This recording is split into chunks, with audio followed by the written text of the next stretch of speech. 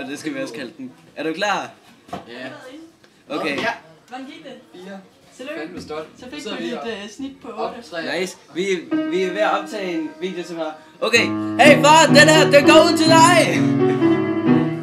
Den går ud til Christoffers far. Ja. Fordi du er rar. Jeg er ustemmer. Hvad? Far, far. Eller Christoffers far. Far, han er så rar.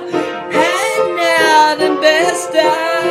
Fordi han fylder 46 eller 47 eller 49. Han er over på sin lår.